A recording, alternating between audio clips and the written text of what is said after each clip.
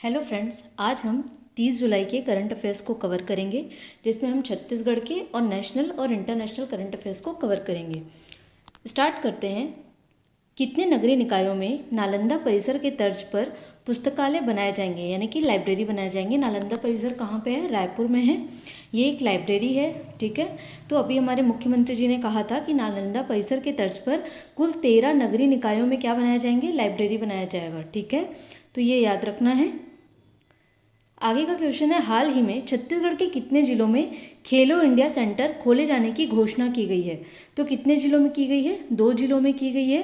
किसने की है ये घोषणा? तो डॉक्टर मनसुख मंडाविया जी, जो कि केंद्रीय खेल मंत्री हैं, ठीक है। तो इसको ध्यान रखना है। इन्होंने छत्तीसगढ़ के 2 जिलों में जल्द ही खेलो इंडिया सेंटर खोले जाने की घोषणा की है। इससे पहले कितने जिलों में खेलो इंडिया सेंटर चल रहा था छत्तीसगढ़ में? तो कितने जिलों में चल रहा था? 31 जिलों में चल रहा था, ठीक है। तो अगर वहाँ 2 जिलों में ओपन हो जाने के बाद कुल कितने जिलों में स्टार्ट हो जाएगा छत्तीसगढ़ में? 33 जिलों में खेलो इंडिया सेंटर का संचालन किया जाएगा, ठीक है। और जो केंद्रीय मंत्री वो कौन है? डॉक्टर मनसुख मंडाविया। नाम उनका याद रखना है। जितने भी मिनिस्ट्रीज, जितने लोगों को एलोकेट हुए हैं, जो केंद्रीय मंत्रिमंडल में जो जो व्यक्ति मंत्री के पद पर नियुक्त हुए हैं, जो कि इंपॉर्टेंट डिपार्टमेंट है, उनको हमको याद रखना है, ठीक है। तो मनसुख मंडाविया जी का नाम आप कैसे याद कर सकते हैं कि खेलने से बहुत सुख मिलता है ना। तो मनसुख, मन को सुख मिलता है। तो मनसुख मंडाविया जी क्या है? केंद्रीय खेल मंत्री हैं। तो ध्यान रखेंगे इसको। आगे बढ़ते हैं। हाल ही में छत्तीसगढ़ के किस सांसद को लोकसभा में भाजपा संसदीय दल का व्हीप नियुक्त किया गया है? ठीक है, ये संसद लिखा गया, वो सांसद है, ठीक है। तो कौन से सांसद को नियुक्त किया है? श्री संतोष पांडे जी को किया है। और ये कौन से लोकसभा क्षेत्र से सांसद हैं? तो ये राजनांदगांव लोकसभा जो क्षेत्र है वहाँ से ये सांसद हैं। और इनको लोकसभा में भाजपा संसदीय दल का क्या नियुक्त किया गया? व्हीप। अब व्हीप क्या होता है? ये किसी राजनीतिक दल का वह पदाधिकारी होता है जिसका काम पार्टी में अनुशासन को सुनिश्चित करना होता है। व्हीप जो होता है वो संसद में वोटिंग के दौरान किसी भी पक्ष में वोट डालने का वो आदेश देगा कि हमको इस अमुक पार्टी को वोट देना है या फिर अपनी पार्टी को वोट देना है ना।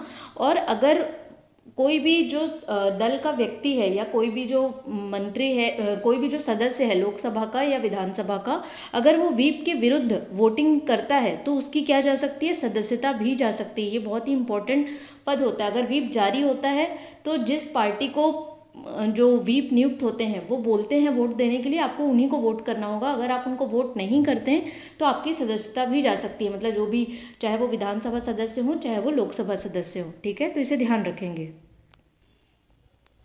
हाल ही में काले पैंथर को छत्तीसगढ़ के किस टाइगर रिजर्व में देखा गया? आपको पिक्चर में ये काला पैंथर दिख रहा है, ठीक है। तो काले पैंथर को एक सामान्य पैंथर के साथ एक एज अ जोड़ी देखा गया है, ठीक है। तो ये कहाँ देखा गया है? अचानकमार टाइगर रिजर्व में देखा गया, ठीक है। इसका फोटो अभी हमारे जो छत्तीसगढ़ के वन मंत्री हैं श्री केदार कश्यप जी, उन्होंने शेयर किया था, ठीक है। तो इससे पहली बार काली पैंथर को अचानकमार में कब देखा गया था? 2011 में, ठीक है। अभी हाल ही में अचानकमार टाइगर रिजर्व में काले पैंथर और सामान्य पैंथर की जोड़ी छत्तीसगढ़ में कब पहली बार देखी गई है? ठीक है। अचानकमार टाइगर रिजर्व का निर्माण का रिजर्व कब बना था? तो 2009 में बना था। और इसके साथ साथ और कौन सा बना था? तो उदयंती सीता नदी भी बना था, ठीक है। तो आप इसको कैसे याद करेंगे? आप इसको यूएसए करके याद कर लीजिए। उदयंती सीता नदी और अचानकमार, ये 2009 में क्या बने थे? टाइगर रिजर्व बने थे। आगे बढ़ते हैं। हाल ही में चर्चित हाजरा जलप्रपात ये किस जिले में स्थित है? तो कहाँ स्थित है? डोंगरगढ़, राजनांदगांव में, ठीक है। ये जो है इसकी ऊंचाई कितनी है? 150 फीट है। और ये इसलिए इम्पोर्टेंट है क्योंकि यहाँ तीनों स्टेट के, यानी छत्तीसगढ़, मध्य प्रदेश और महाराष्ट्र के पर्यटकों को अपनी ओर आकर्षित कर रहा है। क्योंकि राजनांदगांव के बाद आपको गोंदिया लग जाता है, यानी कि महाराष्ट्र है, और उधर मध्य प्रदेश भी आपको पास में पड़ता है, बॉर्डर में पड़ता है। तो इसलिए ये तीनों राज्य के पर्यटकों को अपनी ओर आकर्षित कर रहा है। आगे बढ़ते हैं। ये बहुत ही इंपॉर्टेंट न्यूज़ चल रही है। मैं आपको बोलूँगी कि पेरिस ओलंपिक से रिलेटेड जितने भी फैक्ट्स आएंगे आप उनको बहुत अच्छे से एकदम कंठस्थ कर लीजिएगा, क्योंकि वो किसी ना किसी एग्जाम में ज़रूर पूछे जाएंगे। मैं अलग से भी पेरिस ओलंपिक, अगर आप लोग बोलेंगे, अगर आप मुझे कमेंट करेंगे, तो मैं पेरिस ओलंपिक के लिए एक अलग से वीडियो बनाकर लेके आऊँगी, ठीक है, जिसमें उसके जितने भी फैक्ट्स होंगे वो हम सारे कवर करेंगे। अभी स्टार्ट करते हैं। पेरिस ओलंपिक 2024 के 10 metre air pistol mixed team में कांस्य पदक जीतने वाली जोड़ी कौन बन गई है? तो कौन बनी है? मनु भाकर और सरबजोत सिंह। ये मनु भाकर आपको दिख रही है, ये सरबजोत सिंह है। इन्होंने 10 मीटर के एयर पिस्टल मिक्स्ड टीम है ना, मिक्स्ड पुरुष और महिला दोनों जिसमें साथ खेलते हैं, उसमें इन्होंने कांस्य पदक जीता है। इससे पहले मनु भाकर जी ने सिंगल में 10 मीटर एयर पिस्टल में भी क्या जीता है, कांस्य पदक जीता है।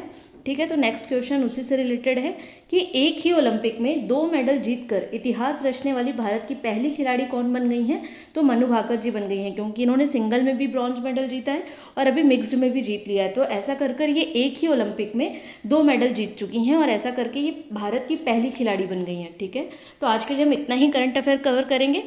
आप लोग मेरे वीडियो को बहुत सपोर्ट कर रहे हैं, उसके लिए थैंक यू सो मच। अगर आपको ये वीडियो पसंद आ रहा है तो इस वीडियो को लाइक कीजिए, चैनल को सब्सक्राइब कीजिए और अपने दोस्तों के साथ भी शेयर कीजिए।